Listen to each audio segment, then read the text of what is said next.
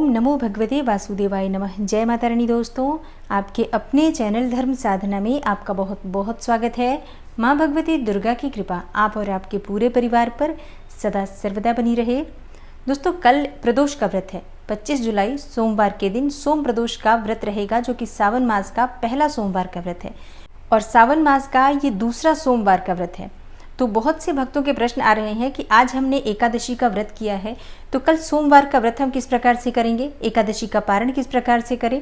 और कई भक्तों के प्रश्न हैं कि वो सोमवार का भी व्रत करते हैं और प्रदोष का भी व्रत करते हैं, तो किस प्रकार से सोमवार और प्रदोष का व्रत वो एक साथ करें कि दोनों व्रत का संपूर्ण फल उन्हें प्राप्त हो। तो आज की वीडियो में मैं आपके प्रश्नों के भी उत्तर देने वाली हूँ। और इसके साथ ही कल सोम प्रदोष है, तो बहुत ही दुर्लभ संयोग हमें प्राप्त हो रहा है सावन मास का, तो एक बहुत ही अचूक उपाय आपसे शेयर करने वाली हूँ। और ये उपाय आप सबको ज़रूर करना चाहिए, क्योंकि भगवान शिव और माता पार्वती की कृपा इस उपाय को करने से आपको निश्चय ही प्राप्त होगी। और जिस भी मनोकामना से कल अगर प्रदोष काल में आप ये उपाय कर लेते हैं, निश्चित ही शिव शक्ति की कृपा से आपकी वो कामना पूर्ण होगी। और हमेशा की तरह भगवान शिव की कृपा पाने के लिए बहुत ही अचूक और बहुत ही आसान उपाय आपसे शेयर करने वाली हूँ, जो हर व्यक्ति कर सकता है। तो वीडियो को पूरा ज़रूर देखिए, और अगर आपको आज की वीडियो अच्छी लगे तो लाइक भी ज़रूर कीजिए, शेयर भी ज़रूर कीजिए फैमिली फ्रेंड्स के साथ। और चैनल पर पहली बार आए हैं, अगर अभी तक आपने चैनल को सब्सक्राइब नहीं किया है, तो आज की वीडियो अगर आपको अच्छी लगे तो चैनल को सब्सक्राइब ज़रूर कर लीजिए और बेल बटन को भी प्रेस कर लीजिए। तो इससे ये होगा कि इस चैनल पर जो नई वीडियो अपलोड होंगी उनकी नोटिफिकेशन आपको सही समय पर प्राप्त होगी। तो सबसे पहले बात करते हैं आपके प्रश्नों की, जिसमें सबसे पहला प्रश्न है कि एकादशी का पारण हम किस प्रकार से करें। सावन के सोमवार का हमें व्रत करना होता है, तो व्रत कैसे करें और पारण कैसे करें।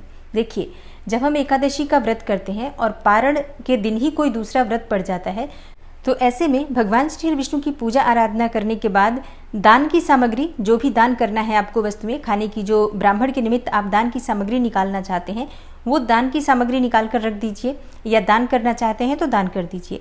और शुभ मुहूर्त में ही आपको पारण करना होता है। तो पारण आप किस प्रकार से करेंगे, जब आप अन्न का सेवन नहीं कर रहे हैं, तो ऐसे में सुबह जब आप भगवान श्री विष्णु की पूजा करते हैं, तो जो भी विग्रह आपके पास भगवान श्री विष्णु का हो, जैसे कि आपके पास अगर शालिग्राम की शिला हो, या लड्डू गोपाल जी हो, या फिर भगवान श्री विष्णु का कोई भी चतुर्भुज स्वरूप हो, तो आप उनका अभिषेक कीजिए। और उसी अभिषेक के जल से आप अपना व्रत खोलते हैं। भगवान श्री विष्णु का चरणामृत और थोड़ा सा तुलसी पत्ता आप अपने दाहिने हाथ की हथेली में रख लीजिए और भगवान श्री विष्णु का स्मरण करते हुए भगवान श्री विष्णु से प्रार्थना कीजिए कि आपकी कृपा से मेरा आज का एकादशी का व्रत संपूर्ण हुआ। व्रत में, पूजा पाठ में किसी भी प्रकार की कोई भूल चूक हुई हो, उसे क्षमा कीजिए। मेरा व्रत, मेरी पूजा, मेरी प्रार्थना स्वीकार कीजिए। इस प्रकार से प्रार्थना करने के बाद जो आपके हाथ में जल है और तुलसी पत्ता है, वो आप निगल कर और थोड़ा सा जल पी लीजिए। अब आपका व्रत संपूर्ण हो जाता है। व्रत आपका पूर्ण एकादशी का माना जाएगा और इसी तुलसी पत्ते से और चरणामृत से आपका पारण माना जाता है। इसके बाद आप हाथ पांव मुंह धोकर फिर से भगवान शिव की पूजा कर लीजिए। शिव की पूजा करते समय अपने दाहिने हाथ में आप अक्षत, पुष्प, जल लेकर और संकल्प ले लीजिए कि आज आपका सोमवार का या प्रदोष का जो भी आप व्रत करते हैं, उस व्रत का संकल्प लेकर व्रत प्रारंभ कर दीजिए। ये दोनों ही व्रत आपके मान्य होंगे। जब भी इस तरह की स्थिति आती है, आपको इस बात का ध्यान रखना चाहिए कि पारण हमें इसी प्रकार से करना होता है जब दूसरा व्रत पारण वाले दिन पड़ जाता है। तो आशा करती हूँ कि आपका ये संशय दूर हो गया होगा। और अब आपका अगला प्रश्न है कि सोम प्रदोष का व्रत और सोमवार का व्रत, क्या दोनों व्रत हम एक साथ कर सकते हैं और क्या इन दोनों व्रत का फल हमें पूरा प्राप्त होगा।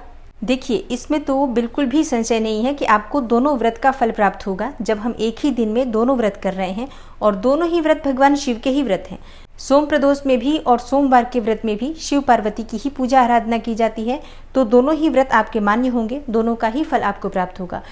तो जो भक्त प्रदोष का व्रत करते हैं और सोमवार के भी व्रत कर रहे हैं, बिल्कुल ये दोनों व्रत एक साथ कर सकते हैं। लेकिन जब आप व्रत शुरू करते हैं सुबह के समय, तब आपको दोनों व्रत का संकल्प लेना होगा।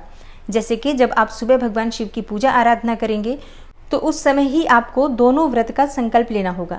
जैसे कि आप अपने दाहिने हाथ में थोड़ा सा अक्षत, जल, पुष्प और एक सिक्का ले लीजिए। अपना नाम, अपना गोत्र और जहाँ पर आप रह रहे हैं उस स्थान का नाम बोलकर व्रत का संकल्प लीजिए कि भगवान शिव की कृपा प्राप्ति के लिए, भगवान शिव की प्रसन्नता के लिए आप सोम प्रदोष और सावन के सोमवार का व्रत धारण कर रहे हैं। आप जिस भी मनोकामना से कर रहे हैं, वो अपनी मनोकामना भी भगवान शिव से कहिए और भगवान शिव से प्रार्थना कीजिए कि इस व्रत में किसी भी प्रकार की कोई भी भूल चूक हो जाए तो भगवान भोलेनाथ आपको क्षमा करें।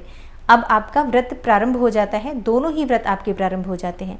अब आप नियम पूर्वक दोनों व्रत के नियम का पालन करेंगे, जैसे कि पूजा तो आप एक ही प्रकार से करेंगे, भगवान शिव का अभिषेक करेंगे, अक्षत, बिल्वपत्र, भांग, धतूरा, ये सभी वस्तुएं भगवान शिव को अर्पित की जाती हैं, सोम प्रदोष के व्रत में भी और सोमवार के व्रत में भी। तो पूजा की विधि तो बिल्कुल एक ही होती है भगवान भोलेनाथ की। लेकिन अगर आप दोनों व्रत कर रहे हैं तो दोनों व्रत की कथा आपको पढ़नी पड़ेगी। जैसे सोमवार व्रत की कथा का भी पाठ करेंगे आप, और प्रदोष व्रत की कथा का भी पाठ करेंगे। दोनों ही व्रत आपके मान्य होंगे। अब बहुत से भक्तों के प्रश्न आ रहे हैं कि सोमवार में वो शाम के समय फलाहार करते हैं, अन्न का सेवन नहीं करते हैं, जबकि प्रदोष के व्रत में वो शाम को अन्न खा लेते हैं। तो फिर किस प्रकार से दोनों व्रत करेंगे? देखिए, ऐसे में आप फलाहार पर ही ये व्रत धारण करेंगे। प्रदोष के व्रत में जो आप शाम को अन्न खाते हैं मीठा, वो इस व्रत में नहीं खाएंगे, क्योंकि दो व्रत हमें एक साथ प्राप्त हो रहे हैं और दोनों के ही नियम पालन करना बहुत जरूरी है। तो ऐसे में आप व्रत का पारण अगले दिन ही करेंगे और निश्चित ही ये व्रत आपका भगवान भोलेनाथ स्वीकार करेंगे, इसमें कहीं कोई संशय नहीं है। तो आशा करती हूँ कि आपके इस प्रश्न का भी उत्तर आपको मिल गया होगा और निश्चित ही आप संतुष्ट होंगे इस उत्तर से। और अब जानते हैं प्रदोष व्रत के शुभ मुहूर्त के बारे में। देखिए, त्रयोदशी तिथि प्रारंभ हो रही है 25 जुलाई की शाम को 4:15 पर और त्रयोदशी तिथि समाप्त होगी 26 जुलाई की शाम को 6:54 पर। तो व्रत हम 25 जुलाई को कर रहे हैं, सोम प्रदोष का व्रत है ये, और 25 जुलाई की शाम को सूर्यास्त का समय है शाम 7:08 पर। प्रदोष काल पूजा का शुभ मुहूर्त होगा 6:23 से 7:53 तक, क्योंकि प्रदोष काल का जो समय होता है सूर्यास्त काल से 45 मिनट पहले और 45 मिनट बाद का समय होता है। तो प्रदोष काल के शुभ मुहूर्त में आपको पूजा अपनी प्रारंभ कर देनी चाहिए। पूजा आप कितनी भी समय देर तक कर सकते हैं, लेकिन जो पूजा का प्रारंभ होता है वो हमें शुभ मुहूर्त में करना चाहिए। और अब बात करते हैं सोम प्रदोष के महा उपाय के बारे में। आप किसी भी प्रकार की मनोकामना को पूर्ण करने के लिए इस उपाय को कर सकते हैं और बहुत ही आसान उपाय है। जो चीजें मैं आपको बताने वाली हूँ वो सभी चीजें आपके घर में आसानी से मिल जाएंगी। शाम को प्रदोष काल में आपको ये उपाय करना है, तो स्नान इत्यादि करके, साफ स्वच्छ वस्त्र धारण करके और उसके बाद आप शिवालय जाकर ये उपाय करें तो ज़्यादा श्रेष्ठ होगा। लेकिन अगर आप शिवालय नहीं जा सकते हैं, शिव मंदिर नहीं जा सकते हैं और आपके घर में शिवलिंग है, तो आप घर में भी ये उपाय कर सकते हैं। शिवलिंग होना चाहिए, इस बात का ध्यान रखिए। फोटो पर आप ये उपाय नहीं कर सकते हैं। शिवलिंग नहीं है तो आप मंदिर जाकर या तो उपाय कीजिए, या फिर आप अपने घर में मिट्टी का शिवलिंग एक बना लीजिए और उस मिट्टी के शिवलिंग पर ये उपाय कीजिए। कल वैसे भी सोम प्रदोष है, शिवलिंग की पूजा का विशेष महत्व है। शाम के समय भगवान भोलेनाथ की पूजा की सभी सामग्री लेकर आपको शिवालय जाना है। और आज के उपाय के लिए जो विशेष सामग्री चाहिए, इसके लिए आप एक पात्र ले लीजिए। पात्र आप चांदी का भी ले सकते हैं, स्टील का भी ले सकते हैं और पीतल का भी ले सकते हैं। उस पात्र में आपको दही लेना है और थोड़ा सा घी डाल दीजिए उसमें। शुद्ध घी होना चाहिए, अगर गाय का मिल जाए सर्वोत्तम है, गाय का ना मिले तो जो भी शुद्ध घी आपके पास उपलब्ध हो आप उसका प्रयोग कर सकते हैं। इसके अलावा हमें थोड़ा सा शहद चाहिए, मतलब आप 1 कटोरी दही लीजिए, उसमें आपको 1 चम्मच घी डालना है और 1 चम्मच ही शहद डालना है। ये तीनों चीज़ें एक साथ मिलाकर और भगवान शिव पर अर्पित करना है। देखिए, इस पात्र में आपको जल नहीं मिलाना है, सिर्फ आपको दही, शहद और घी ही रखना है।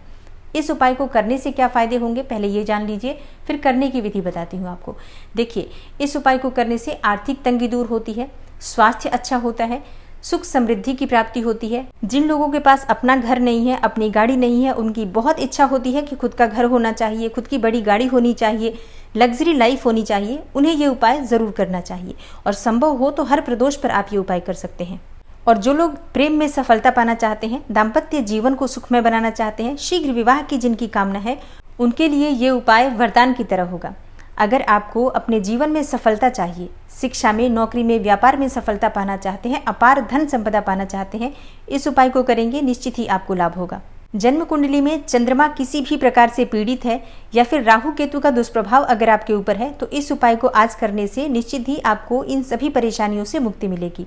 और इस उपाय को करने से शुक्र मजबूत होगा, और अगर जन्म कुंडली में शुक्र मजबूत होता है तो भौतिक सुख की प्राप्ति तो होती ही है, दाम्पत्य जीवन भी सुखमय होता है, आपका व्यक्तित्व आकर्षक होता है, प्रेम में आपको सफलता मिलती है, हर जगह आपकी बात मानी जाती है, आपकी बातों पर गौर किया जाता है। अगर आप कर्ज से बहुत अधिक परेशान हैं, इस उपाय को करने से आर्थिक तंगी दूर होगी, धन का आगमन भी होगा, धन का संचय भी होगा, तो आप कर्ज से भी बहुत शीघ्र मुक्ति पालेंगे। और जिन दंपतियों को संतान प्राप्ति में बाधा है, अगर वो इस उपाय को करते हैं तो संतान की प्राप्ति होती है, उत्तम और योग्य संतान की प्राप्ति होती है। तो आज का ये उपाय जीवन के हर क्षेत्र में आपको सफलता दिलाने वाला है। तो शाम के समय भगवान भोलेनाथ के मंदिर जाकर विधिवत उनकी पूजा आराधना कीजिए और इसी सामग्री से आपको अभिषेक करना है। पहले आप ये चीज़ें भगवान शिव को अर्पित कर दीजिए, उसके बाद आप जल से अभिषेक कीजिए और इसके बाद आप भगवान भोलेनाथ का श्रृंगार कीजिए, जैसे कि चंदन अर्पित कीजिए, भस्म अर्पित कीजिए, भांग, धतूरा, बिल्वपत्र, अक्षत, जो भी वस्तुएं आप लेकर गए हैं वो सभी वस्तुएं भगवान शिव को एक एक करके अर्पित कीजिए। और कल की वीडियो में भी मैंने आपको एक उपाय बताया था कि 108 बिल्वपत्र आपको भगवान शिव को अर्पित करना चाहिए। हर बिल्वपत्र पर आपको राम का नाम लिखना है या ओम नमः शिवाय भी आप लिख सकते हैं। चाहे तो आप 108 बिल्वपत्र की माला बना सकते हैं या बिना माला बनाए भी आप भगवान शिव को बिल्वपत्र अर्पित करें, लेकिन 108 की संख्या में अर्पित करें। सोम प्रदोष है, बहुत ही दुर्लभ और बहुत ही शुभ संयोग है और इस समय में बिल्वपत्र बहुत आसानी से उपलब्ध भी हैं। तो आप ये दोनों उपाय एक साथ कर सकते हैं। जो उपाय मैंने आज आपको बताया और जो कल बताया था, ये दोनों उपाय अगर आप एक साथ करते हैं तो निश्चित ही भगवान शिव का दुगना आशीर्वाद आपको प्राप्त होगा और आज के दिन का दुगना लाभ भी आपको प्राप्त होगा। तो बहुत ही अचूक उपाय है ये। शिव मंदिर गए हैं तो शिव मंदिर में जाकर भगवान शिव के पास आपको एक शुद्ध घी का दीपक अवश्य प्रज्वलित करना चाहिए। और आज सोम प्रदोष है, माता पार्वती की विधिवत पूजा जरूर कीजिए, लाल पुष्प उन्हें अर्पित कीजिए। अगर आप सुहागिन स्त्री हैं तो माता पार्वती को सुहाग की सभी वस्तुएं अर्पित कीजिए, जैसे कि माँ पार्वती को मेहंदी जरूर सावन में अर्पित करना चाहिए, हरी चूड़ियाँ, लाल चूड़ियाँ, और इसके साथ ही आज सिंदूर अवश्य सुहागिन स्त्रियों को माँ को अर्पित करना चाहिए। एक सिंदूर की डिब्बी लेकर जाइए, माँ के चरणों में उसे अर्पित कीजिए। उसी सिंदूर से माँ की मांग भरिए 5 बार या 7 बार और उसके बाद अपनी उंगली में जो सिंदूर लगा हुआ है उसे अपनी मांग में भर लीजिए और वो सिंदूर की डिब्बी आप अपने घर लेकर जाइए और इसी सिंदूर से आप अपनी मांग भरिए तो दाम्पत्य जीवन सुखमय होता है। किसी भी प्रकार का कलह क्लेश पति पत्नी में हो और अगर आप माँ को अर्पित करने के बाद सिंदूर का प्रयोग करते हैं तो निश्चित ही आपके पति पत्नी के रिश्ते मधुर होते हैं, इसमें कोई संशय नहीं है। और माँ पार्वती की पूजा करते समय लाल पुष्प अवश्य अर्पित करना चाहिए। आप गुड़हल का, गुलाब का, जो भी पुष्प आपके पास उपलब्ध हो अर्पित जरूर कीजिए। लाल पुष्प से घर में सुख समृद्धि भी आती है और मन की कामना भी पूर्ण होती है। और जो कुंवारी लड़कियां मन चाहे जीवन साथी की कामना से पूजा कर रही हैं या शीघ्र विवाह की कामना से पूजा कर रही हैं, सिंदूर छोड़कर बाकी सभी वस्तुएं आप अर्पित कर सकते हैं। हाँ, आप चाहें तो रोली अर्पित कर सकते हैं सिंदूर के स्थान पर या हल्दी का प्रयोग कर सकते हैं। रोली या हल्दी से माँ को तिलक कीजिए और उसी तिलक को अपने माथे पर भी आप लगाइए। इससे माँ का आशीर्वाद आपको प्राप्त होता है। और जो भी वस्तुएं आप माँ को अर्पित करते हैं प्रसाद स्वरूप, आप चाहें तो इनका प्रयोग स्वयं कर सकते हैं या किसी सुहागन स्त्री को भी दान कर सकते हैं। या आप ऐसा भी कर सकते हैं कि कुछ चीज़ें आप दान कर दीजिए और कुछ चीज़ें अपने पास रख लीजिए, जिससे कि माँ का आशीर्वाद भी आपको प्राप्त हो। और सुहाग की सामग्री का दान करने से सौभाग्य में भी वृद्धि होती है। तो जिस प्रकार से भी संभव हो आज सुहाग की सामग्री अर्पित जरूर कीजिए। बाकी पूरी तरह से आपके ऊपर निर्भर करता है कि आप इसका प्रयोग किस प्रकार से करते हैं। और अब बहुत से भक्तों का प्रश्न ये होता है कि हम घर में कर रहे हैं पूजा, तो क्या हम इसी प्रकार से कर सकते हैं? जी हाँ, बिल्कुल इसी प्रकार से कर सकते हैं। अपने घर में अगर आपके शिवलिंग है और आप मंदिर नहीं जा सकते हैं तो बिल्कुल शिवलिंग की पूजा इसी प्रकार से कीजिए। और जो भक्त किसी भी कारणवश इस सोम प्रदोष को ये उपाय नहीं कर पाते हैं वो अगले प्रदोष के दिन भी ये उपाय कर सकते हैं। किसी भी दिन प्रदोष पड़े आप ये उपाय कर सकते हैं। प्रदोष व्रत के दिन प्रदोष काल में इस उपाय को करने से बहुत शीघ्र आपकी मनोकामना पूर्ण होती है। आप इसे चाहें तो हर प्रदोष पर कर सकते हैं, जिससे कि बहुत शीघ्र आपको लाभ हो। और अगर आप लगातार 5 प्रदोष इस उपाय को कर लेते हैं तो निश्चित ही आपकी जो भी परेशानी हो जीवन की वो समाप्त होगी। जो भी आपकी मनोकामना हो भगवान शिव और माता पार्वती की कृपा से अवश्य ही पूर्ण होगी। विश्वास रखिए भगवान भोलेनाथ पर और धैर्य बनाए रखिए।